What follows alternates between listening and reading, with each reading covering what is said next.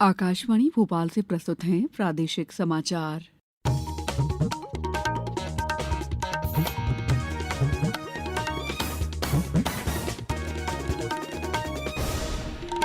नमस्कार, समाचारों के साथ मैं दीपा सिंह। सबसे पहले मुख्य समाचार। प्रधानमंत्री नरेंद्र मोदी के निमंत्रण पर ऑस्ट्रिया के चांसलर स्टॉकर 14 अप्रैल से भारत की आधिकारिक यात्रा पर। रक्षा मंत्री राजनाथ सिंह आज रायसेन में 3 दिवसीय राष्ट्रीय उन्नत कृषि महोत्सव का शुभारंभ करेंगे। मुख्यमंत्री डॉ मोहन यादव कल आष्टा में लाडली बहनों के खातों में करोड़ों रुपए की राशि अंतरित करेंगे। और इंदौर हाईकोर्ट में भोजशाला मामले की सुनवाई, कोर्ट ने मुस्लिम पक्ष की सुनवाई टालने की मांग ठुकराई। अब समाचार विस्तार से।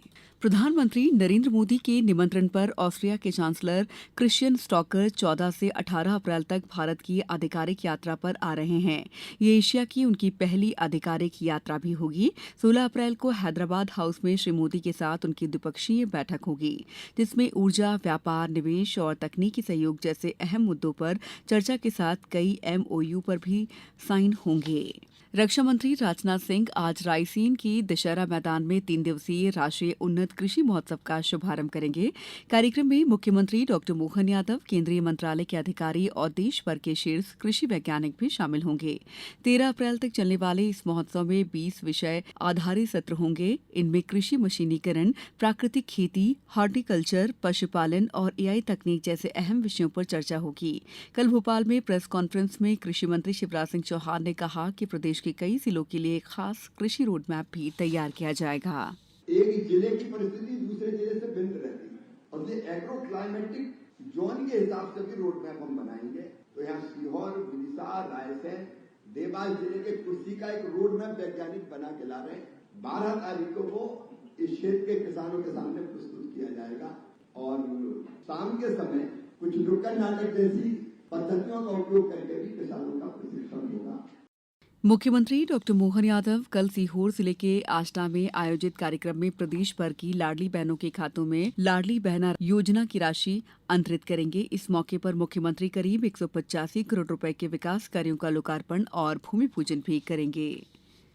ऊर्जा मंत्री प्रद्युम्न सिंह तोमर ने कल ग्वालियर में करीब 2 करोड़ 56 लाख रुपए की लागत के विभिन्न विकास कार्यों का भूमि पूजन किया।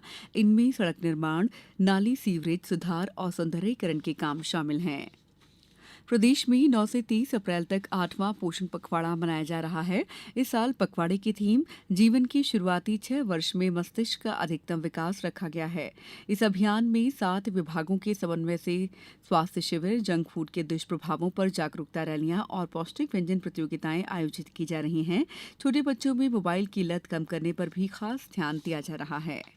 भारत सरकार के जन विश्वास विधेयक 2026 में 23 मंत्रालयों के 79 पुराने कानूनों के 784 प्रावधानों में संशोधन का प्रस्ताव है। इनमें 717 प्रावधानों में जेल की सजा हटाकर सिर्फ जुर्माने का प्रावधान किया गया है। ड्राइविंग लाइसेंस समय पर रिन्यू न कराना या जन्म मृत्यु की गलत सूचना जैसी मामूली गलतियों के लिए अब जेल नहीं होगी। इस बिल से अदालतों पर बोझ कम होने की उम्मीद है और करीब 5 करोड़ लंबित मामलों के निपटारे का रास्ता खुलेगा। समाचारों में वक्त है ब्रेक का।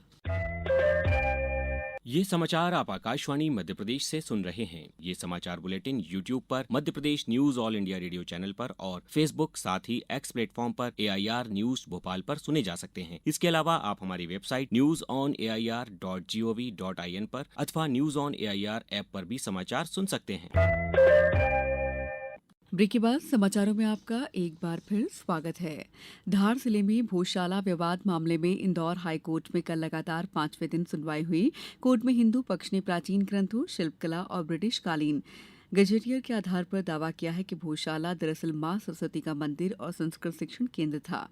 वहीं मुस्लिम पक्ष के वरिष्ठ वकील सलमान खुर्शीद की मामले को 28 अप्रैल तक टालने की मांग को हाईकोर्ट ने ठुकरा दिया और रोजाना सुनवाई जारी रखने का आदेश दिया। समाज सुधारक और महान जनसेवक महात्मा ज्योतिबा फुले की जयंती पर आज राष्ट्र उन्हें श्रद्धांजलि अर्पित कर रहा है।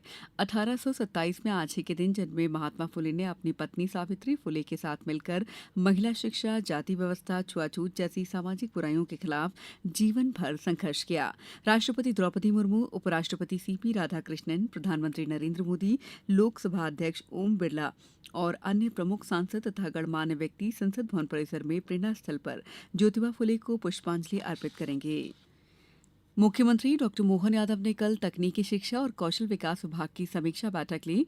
मुख्यमंत्री ने प्रदेश में ऐसे नए कोर्स तैयार करने के निर्देश दिए जिनमें प्रशिक्षण के बाद युवाओं को तुरंत रोजगार मिल पाए।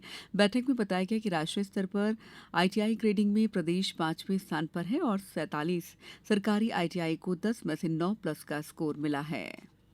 खाद्य नागरिक आपूर्ति मंत्री गोविंद सिंह राजपूत का कहना है कि प्रदेश में पेट्रोल, डीजल, एलपीजी, सीएनजी और पीएनजी का पर्याप्त स्टॉक उपलब्ध है। आपूर्ति में कोई रुकावट नहीं है। उन्होंने बताया कि एलपीजी की कालाबाजारी रोकने के लिए अब तक 2,864 स्थानों पर जांच की गई और 4,283 सिलेंडर जब्त किए गए। उज्जैन जिले के बड़नगर के पास झलरिया गांव में बोरवेल में गिरे 3 साल के मासूम भागीरथ की मौत पर मुख्यमंत्री डॉक्टर मोहन यादव ने दुख जताया है। मुख्यमंत्री ने कहा कि उनकी संवेदनाएं शोक में डूबे परिवार के साथ हैं और राज्य सरकार की ओर से परिजनों को 4 लाख रुपए की आर्थिक मदद दी जा रही है। दमोह सागर स्टेट हाईवे पर बांसा तारखेड़ा के पास कल शाम एक बेकाबू ट्रक ने पहले सामने से आ रही बोलेरो को टक्कर मारी। बेकाबू ट्रक ने पीछे से आ रहे बाइक सवारों को भी चपेट में ले लिया। हादसे में 4 लोगों की मौत हो गई और 5 लोग गंभीर रूप से घायल हो गए हैं। वित्त वर्ष 2025-26 में वंदे भारत एक्सप्रेस से करीब 3 करोड़ 98 लाख यात्रियों ने सफर किया, जो पिछले साल के मुकाबले 34% अधिक है। रेल मंत्रालय के मुताबिक फरवरी 2019 में नई दिल्ली वाराणसी मार्ग पर शुरू हुई स्वदेशी सेमी हाई स्पीड ट्रेन ने अब तक 1 लाख फेरों के जरिए 9 करोड़ 10 लाख से ज्यादा यात्रियों को सेवा दी है।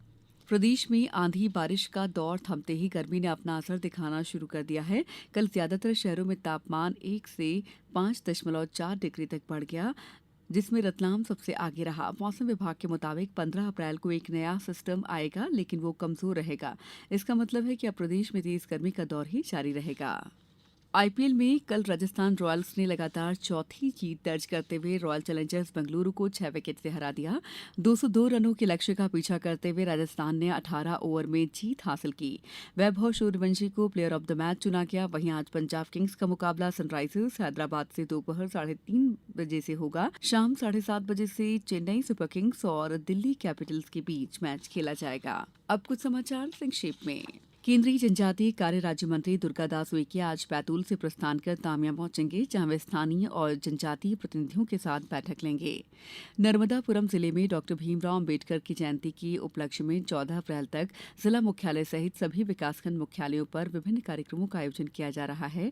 वहीं जबलपुर जिले में भी डॉक्टर आम्बेडकर की जयंती के उपलक्ष्य में कल से शुरू हुआ हितग्राही सम्मेलन जारी है। शिवपुरी में आगामी जनगणना 2027 की तैयारियों को लेकर प्रगणकों और पर्यवेक्षकों का सघन प्रशिक्षण कार्यक्रम शुरू कर दिया गया है। खंडवा में सर्वाइकल कैंसर से बचाव के लिए चल रहे एचपीवी टीकाकरण अभियान का कलेक्टर ने केंद्रीय विद्यालय पहुंचकर निरीक्षण किया। प्रदेश के नगरीय विकास और आवास मंत्री कैलाश विजयवर्गीय और आगरमालवा जिले के प्रभारी मंत्री नागर सिंह चौहान आज जिले के प्रवास पर रहेंगे। सतना में सशक्त वाहिनी अभियान के तहत महिला और बाल विकास विभाग द्वारा संचालित निःशुल्क कोचिंग में प्रशिक्षण प्राप्त कर रही जिले की 4 बेटियों का मध्य प्रदेश पुलिस में आरक्षित पद पर चयन हुआ है। गुना संभागीय आयुक्त द्वारा कल देर शाम कलेक्टर कमिश्नर कॉन्फ्रेंस और शासन की प्राथमिकता वाले बिंदुओं के संबंध में बैठक की गई। डिंडौरी कलेक्टर के मार्गदर्शन में जिले में नारी शक्ति वंदन पखवाड़े के अंतर्गत विभिन्न जागरूकता और प्रोत्साहन कार्यक्रम आयोजित किए जा रहे हैं। इस बुलेटिन में बस इतना ही। अगला बुलेटिन दोपहर 2:10 पर। दीजिए इजाजत। नमस्कार।